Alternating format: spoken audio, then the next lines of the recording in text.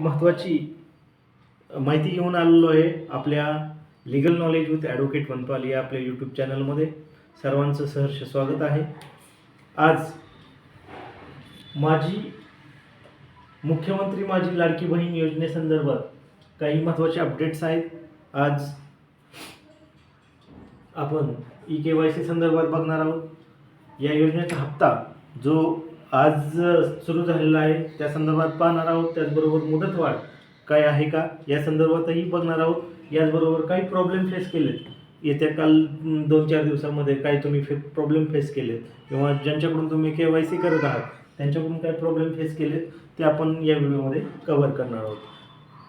सुरुवातीला EKYCसाठी जी काही मुदतवाढ होती ती दिलेली आहे का, तर याचं उत्तर आहे नाही. आता जर तुम्ही वेब पोर्टल लाडकी बहीणचं बघितलं तर त्याच्यावर जी लिंक होती EKYCसाठी ती सरकारनं काढून टाकलेली आहे. त्यामुळे कोणतीही KYCसाठी सध्या तरी मुदतवाढ नाही आहे.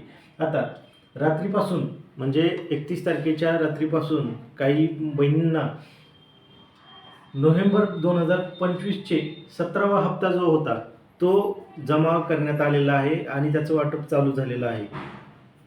परंतु जो डिसेंबर आणि जानेवारीचे एकत्रित हप्ते येणार आहेत त्या संदर्भात कोणतीही अजून घोषणा नाही. त्यामुळं ज्यांची KYC झाली आहे त्यांना हप्ते रेग्युलर नियमित सुरू राहणार आहेत. आत्तापर्यंत अशी कोणतीही बातमी नाही की या KYCसाठी किंवा बाकीच्या काही गोष्टींसाठी मुदतवाढ आहे किंवा नाही. या संदर्भात कोणतीही अधिकृत घोषणा नाही. त्यामुळे सध्या तरी मुदतवाढ EKYCसाठी झालेली नाही. आता या EKYCसाठी काही लाडक्या बहिणी होत्या त्यांनी काही प्रॉब्लेम फेस केले. तर काहींचे OTPचा प्रॉब्लेम होत होता. OTP जात होते पण तुमच्या मोबाईलवर OTPच येत नव्हते. त्याचबरोबर काहींचं लॉगिनमध्येच प्रॉब्लेम येत होता.